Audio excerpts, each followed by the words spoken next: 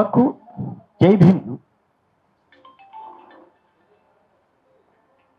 రాజ్యాంగ మహాసమ్మేళనం నిర్వహిస్తున్న అంజన్న గారికి నా యొక్క హృదయపూర్వక అభినందనలు. ఇది యువకులు, ఇక్కడ ఎక్కువ శాతం యువ రక్తం ఉంది. రాజ్యాంగం అమలు వీరి ద్వారానే సాధ్యమవుతుంది. భారత రాజ్యాంగము వీరి ద్వారానే పాఠ్యాంశాల లోపల పొందుపరిచే అవకాశం 100% ఉంది. ఇది యువ రక్తం ద్వారానే సాధ్యమవుతుంది.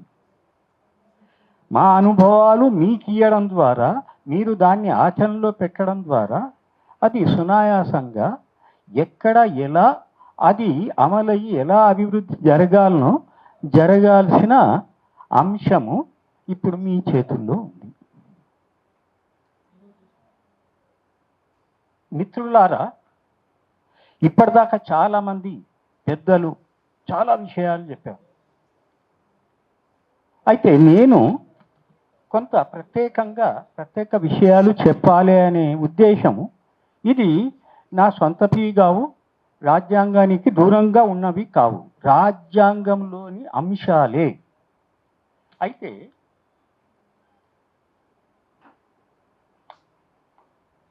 ఇక్కడ అంజన్న గారు పీఠికను ప్రతి ఒక్కరికి అందించారు. వారి శుభాకాంక్షలు. ఇందులో ఉన్న చాలా ఇంపార్టెంట్ అంశాలు అమలు జరగడం లేదు. సర్వసత్తాక సామ్యవాద, లౌకిక, ప్రజాస్వామ్య, గణతంత్రము, ఇవి అమలు జరగడం లేదు. కారణం మనం తెలుసుకోవాలి. ప్రజాస్వామ్యము నీటి మూటనే ఉంది, సర్వసత్తాక నీటి మూటనే, సామ్యవాదం అయితే అసలు మచ్చు కూడా లేదు, లౌకికవాదం కూడా మచ్చు కూడా లేదు, అది వ్యతిరేకంగా పనిచేస్తున్నది. కాబట్టి ఇక్కడ మనకు శాంతి, సౌభాగ్యము, ఆ తర్వాత ఉద్యోగాలు ఇవన్నీ అందాలే అనే కాన్సెప్ట్తోనే అంబేద్కర్ గారు రాజ్యాంగం లోపల పొందుపరిచిన అంశాలు 19 రకాల ప్రాథమిక హక్కులను పొందుపరిచిండు. 5 నుంచి 11 ఆర్టికల్స్ వరకు పౌరసత్వపు ఆర్టికల్స్ రాసిండ్రు. పౌరసత్వపు ఆర్టికల్స్ ఎంత ముఖ్యమైనవి అనంటే, అది మనము దాన్ని విశ్లేషించి దాన్ని అర్థం చేసుకునే ప్రయత్నమే మనం చేయట్లేదు. ఇప్పుడు దీనికి ఒక చిన్న ఉదాహరణ నేను చెప్తాను.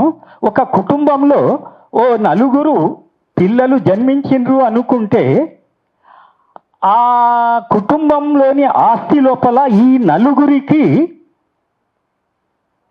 సంపూర్ణమైన హక్కు ఉంటుంది. ఈ కుటుంబంలో జన్మించిన వాళ్ళకి మనం ఇచ్చే పేరేంటిది? వారసులు. భారతదేశ భూభాగంలో పుట్టిన ప్రతి ఒక్కరికి పౌరసత్వం లభిస్తుంది. ఈ పౌరసత్వపు మాన్యత ఏమిటి, దాని విలువ ఏంటిది, అది మనకు అందట్లేదు. నేను మా తండ్రికి పుట్టాను, మా తండ్రి ఆస్తిలో నాకు భాగం అందింది, నేను ఈ దేశంలో జన్మించాను, మరి ఈ దేశంలో నాకు భాగం అందాలి. ఎందుకంటే పౌరసత్వం అందించాలి అనేది 5వ ఆర్టికల్ నుంచి 11వ ఆర్టికల్స్ వరకు పొందుపరచడం జరిగింది. నాకు పౌరసత్వం ఇక్కడ నేను జన్మించగానే నాకు పౌరసత్వం అందింది. భారతదేశం డివైడ్ అయినప్పుడు కొన్ని రూల్స్ ఉండింది. ఇప్పుడు ఎవరు పుట్టినా ఆటోమేటిక్గా వాళ్లకు భారతదేశ పౌరసత్వం లభించినట్లే. మరి భారతదేశంలో ఉన్న సంపదలో, ఉత్పత్తిలో, వ్యవసాయ ఉత్పత్తి కావచ్చు, పారిశ్రామిక ఉత్పత్తి కావచ్చు, సంపద కావచ్చు, భూగర్భ సంపద కావచ్చు, ప్రతి దాంట్లోపల 145 కోట్ల మంది ప్రజల యొక్క హక్కులు అనేదే పౌరసత్వం. పౌరసత్వం ఎందుకుంది మరి? వీడు నా కొడుకు, నా వారసుడు అనే మాట ఎందుకుంది? దానికి అర్థం ఉంది, దానికో మాన్యత ఉంది, దానికో విలువ ఉంది. అది మనం ప్రజలకు తెలపాల్సిన అవసరం ఉన్నది. అయితే ఇక్కడ ముఖ్యంగా ప్రాథమిక హక్కుల లోపల 4-5 ప్రాథమిక హక్కుల గురించి నేను సూక్ష్మంగా బ్రీఫ్గా నేను మీకు వివరించే ప్రయత్నం చేస్తాను. ఆర్టికల్ 14 ఇది చట్టం ముందు అందరూ సమానులే. ఆర్టికల్ 16 ప్రభుత్వ ఉద్యోగాలలో అందరికీ సమాన అవకాశాలు. ఓకే. ఆర్టికల్ 21 ప్రతి ఒక్కరికి జీవించే హక్కు. ఓకే. ఆర్టికల్ 21A ప్రతి ఒక్కరికి విద్య నేర్చుకునే హక్కు. ఆ తర్వాత ఆర్టికల్ 35 ప్రాథమిక హక్కులను ప్రభుత్వాలు కావచ్చు, ఇంకెవరైనా కావచ్చు, అమలు పరచకపోతే దానికి శిక్ష ఖరారు చేసే హక్కును రాజ్యాంగం పార్లమెంటు సభ్యులకు అప్పజెప్పింది. కానీ ఇంతవరకు దాన్ని టచ్ చేయలేదు. ఓకే. ఇవి జీవించే హక్కు, ఆ తర్వాత నాకు ప్రభుత్వ ఉద్యోగం దొరికే హక్కు, ఆ తర్వాత విద్యా హక్కు, ఆ తర్వాత చట్టం అందరికీ సమానము అనేది అందాలే. అంటే ఏం జరగాలి, ఏం జరగాలి అనేది అంబేద్కర్ గారు చెప్పిండ్రు. ఏం జరగాలి అనేది లీగల్ డాక్యుమెంట్. రాజ్యాంగము అంటే that is nothing but a legal document. దాన్ని నేను ఒప్పుకోను అనే హక్కు నాకు లేదు. ఒకవేళ ఆ మాట అంటే నాకు శిక్షార్హమే. అంత పవర్ఫుల్ డాక్యుమెంట్ ఇది. ఈ డాక్యుమెంట్ ఎంత తేలికైపోయింది అని అంటే రాజా ఏమున్నది దాంట్లో అనేది. అమ్మ రామాయణం, అమ్మ గీత, ఖురాన్, బైబిల్, ప్రతి ఒక్కరు అంటారు ఇది బైబిల్గా చూడాలి మీరు, ఖురాన్గా చూడాలి మీరు, గీతగా చూడాలి అనే టైపుగా బిల్డప్ ఇస్తున్నారే. దీని మూలంగా రాజ్యాంగం డైల్యూట్ అవుతున్నది, తేలికైపోతున్నది. ఇది జరగకుండా ఉండాలి అని అంటే మరి రాజ్యాంగం లోపల అంబేద్కర్ గారు ఇవి అందాలే అని చెప్పి ఏం రాసిండు? అయితే దీంట్లోపల ఆదేశిక సూత్రాలు రాయడం జరిగింది. ఈ ఆదేశిక సూత్రాల లోపల ప్రధానంగా ఆదేశిక సూత్రాలన్నీ 36 నుంచి 51 ఆర్టికల్స్ వరకు directive principles of state policy. Okay. అయితే ఈ డైరెక్టివ్ ప్రిన్సిపల్స్ ఆఫ్ స్టేట్ పాలసీలో ఏం చెప్పిండు దాన్ని ఎవ్వరూ పాయింట్అవుట్ చేయకుండా, ప్రతిసారి ప్రచారం చేయకుండా, అది అమలు చేసే పద్ధతులను తెలుపకుండా, దాన్ని ప్రచారం చేయకుండా హౌ వీ కెన్ నీడ్ ప్రాథమిక హక్కులు ఎట్లా అందుతాయి? ప్రాథమిక హక్కులు అంటే జీవించే హక్కు, అంటే మరి ఉద్యోగం చేసే హక్కు, అంటే మరి ఉత్పత్తి జరగాలి. నాకు బట్ట కావాలంటే ఉత్పత్తి జరగాలి, నేను జీవించాలంటే తిండి కావాలి, తిండి కావాలి అని అంటే ఉత్పత్తి జరగాలి.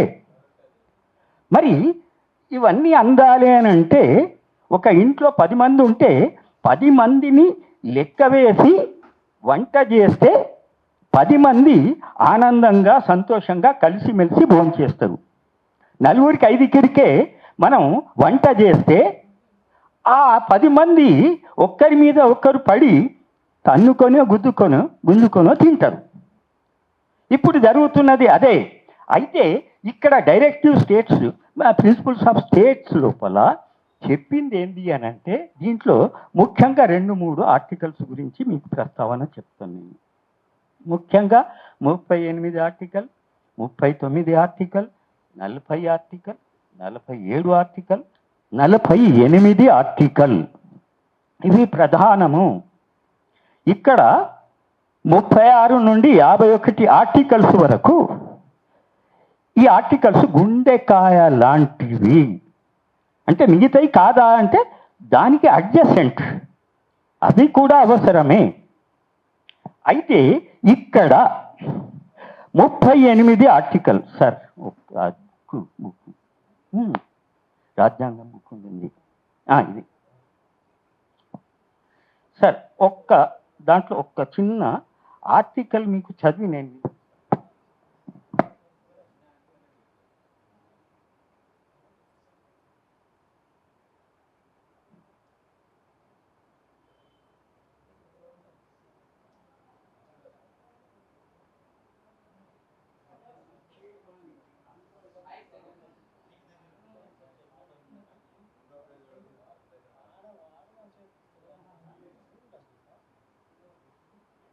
సంక్షేమానికి అనువైన సామాజిక వ్యవస్థ ఉండాలి.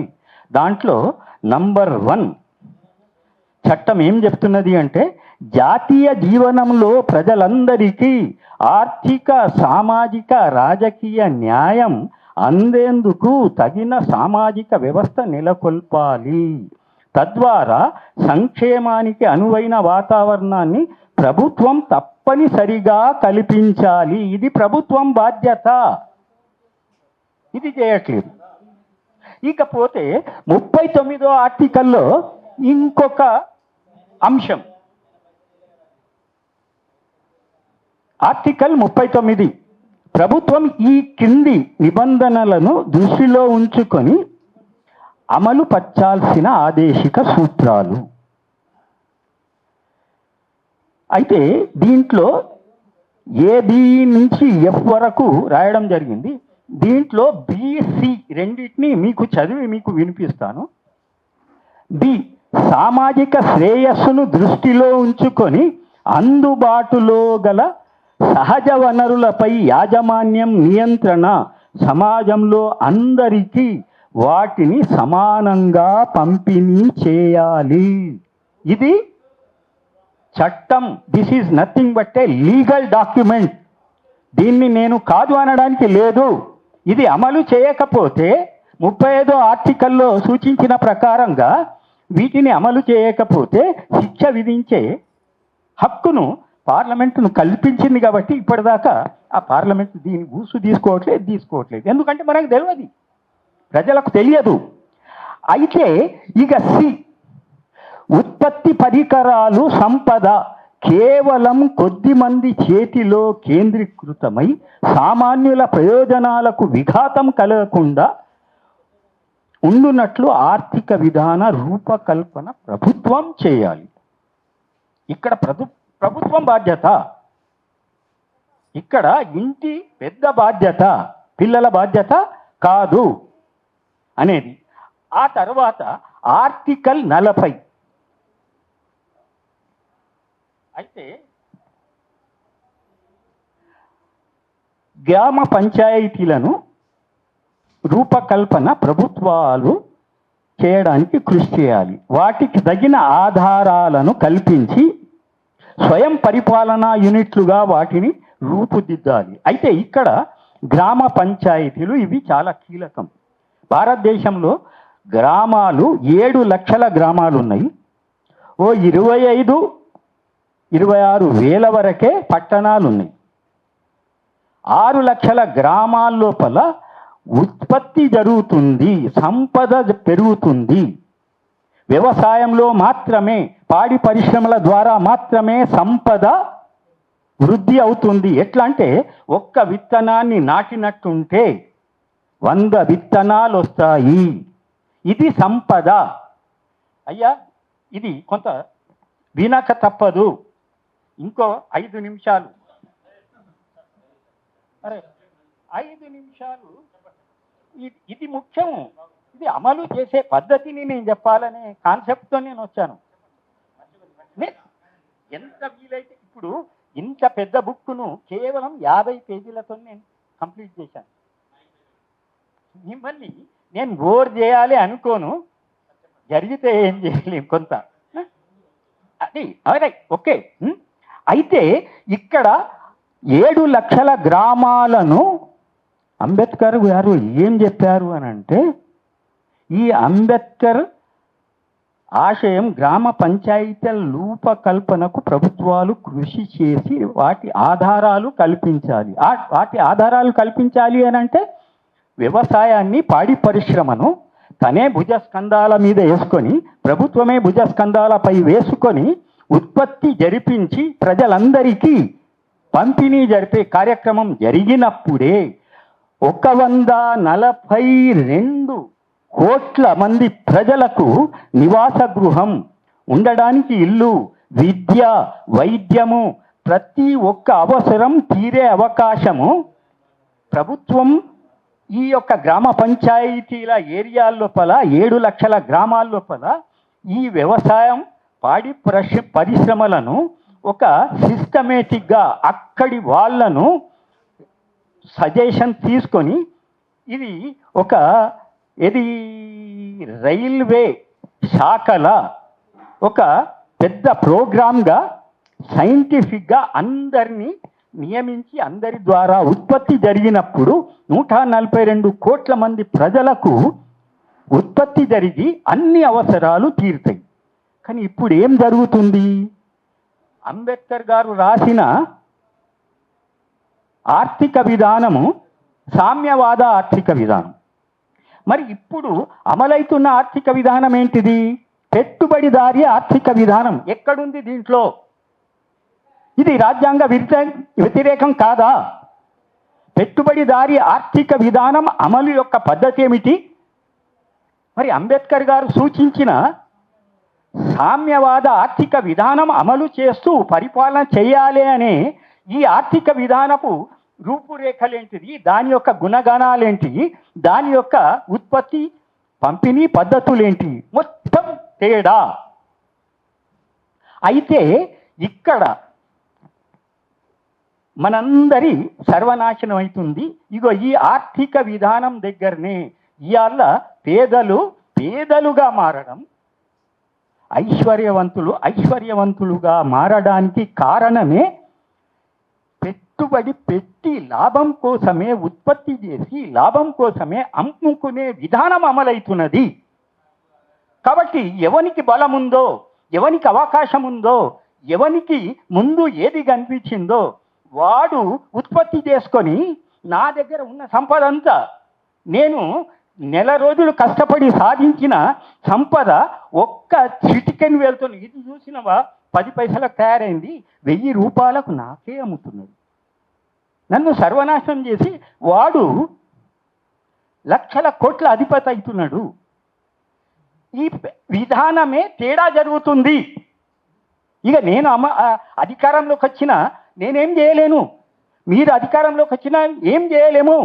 ఇక్కడ ఈ ఆర్థిక విధానము ప్రధానంగా అర్థం చేసుకున్నప్పుడు మాత్రమే దీనికి ఏం ట్రీట్మెంట్ ఇవ్వాలి, ఎట్లాంటి మంది ఇవ్వాలి, ఏం చెయ్యాలి అనే అంశము 1కి 100, 1000, లక్షల సార్లు డిస్కస్ జరిగితే తప్ప హౌ టు ఇంప్లిమెంట్, దాని యొక్క రిజల్ట్స్ మనం ఎట్లా తీసుకోగలము.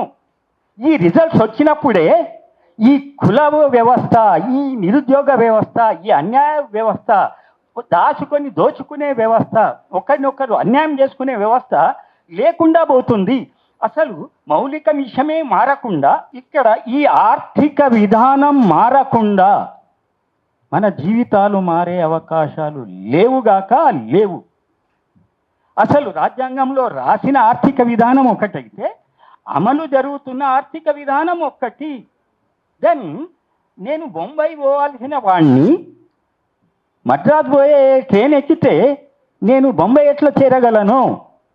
కాబట్టి సామ్యవాద ఆర్థిక విధానము ఎంతమంది జనమున్నారో వాళ్లకు లెక్కేసి, అందరి అవసరాలను లెక్కేసి, అందరినీ ఇన్వాల్వ్ చేసి ఉత్పత్తి జరిపించి పంపిణీ జరిపించే విధానం అమలు జరిగినప్పుడే ప్రతి ఒక్కరి అవసరాలకు అన్ని నివాస గృహం కావచ్చు, ఆ తర్వాత విద్య కావచ్చు, వైద్యం కావచ్చు, ప్రతి అవసరం తీరే అవకాశము ఎంతమంది ఉన్నారో అంతమంది కోసం ప్రొడక్షన్ జరిగినప్పుడే సాధ్యమవుతుంది.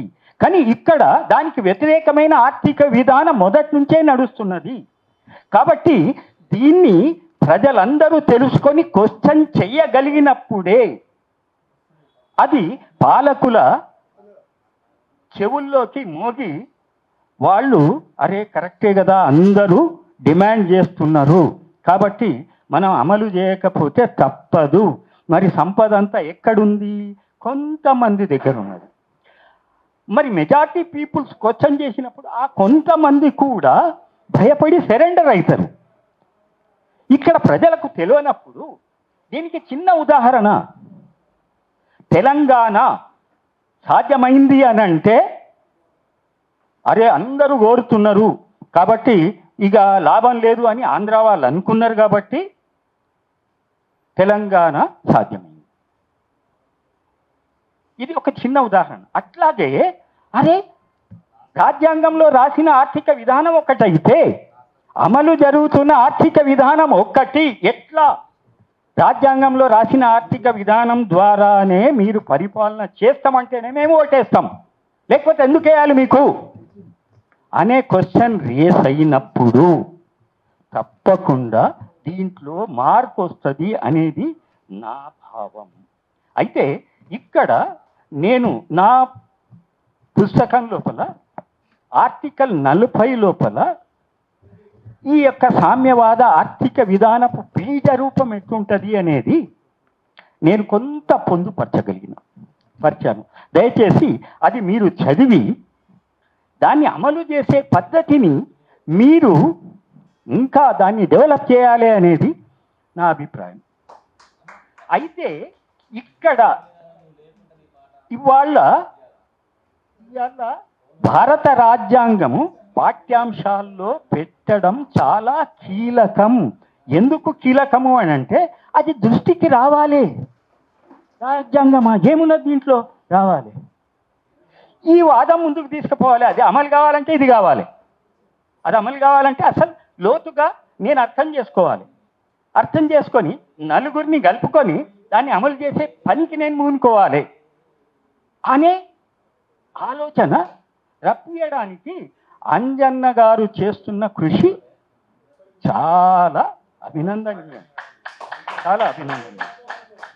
కాబట్టి మిత్రులారా, సామ్యవాద ఆర్థిక విధానం పద్ధతుల గురించి, దాని గుణగణాల గురించి, దాని ఉత్పత్తి పంపిణీ పద్ధతుల గురించి మీరు మీ మేధావులతోటి, మీ చుట్టూ ఉన్న వాళ్ళతోటి మీకు తెలిసిన పద్ధతి లోపల మీరు తెలుసుకోండి.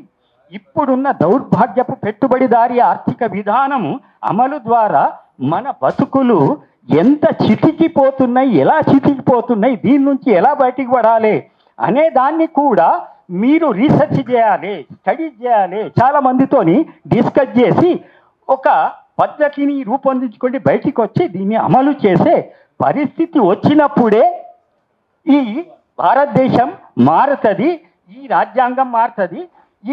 ఇప్పుడు వీళ్ళు రాజ్యాంగం చేంజ్ చేయాలనుకో, వాళ్ళు ఏం చేయలేరు, never. Why? Because majority peoples పీడితులు. ఇక్కడ నేను కులాలు మతాలు తీసుకోదలుచుకోలేదు, ప్రతి ఒక్కళ్ళు పీడితులు వాళ్ళకు తెలిసినప్పుడు వాళ్ళు ఊదుతే కొట్టుకపోతారు. కాబట్టి మిత్రులారా, మీరు భయపడే అవసరం లేదు. రాజ్యాంగాన్ని మారుస్తాము రైట్, మన స్ట్రగుల్ చేస్తూనే ఉంటాం దానికోసం. కాకపోతే ఇది కూడా చేయాలి అని చెప్పి నా యొక్క హృదయపూర్వక కోరికతో నాకు ఈ అవకాశం ఇచ్చిన ఈ యొక్క రాజ్యాంగ మహాసమ్మేళనం అంజయ్య గారు చాలా ధన్యులు.